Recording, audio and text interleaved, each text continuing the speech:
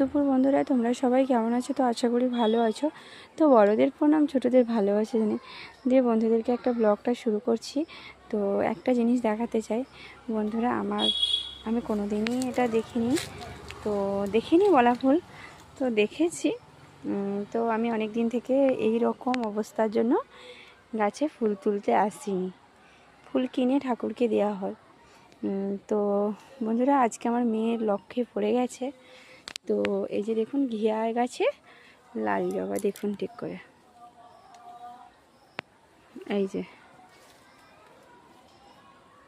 তো আমার মেয়ে বলছে, মা ফুলটা তুলে আনো, দিয়ে পুজোতে সন্ধ্যা আরতিতে যখন হবে তখন তুমি ফুলটা দেবে।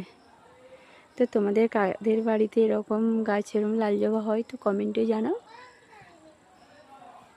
টাটা, পরের ব্লগে দেখা হচ্ছে।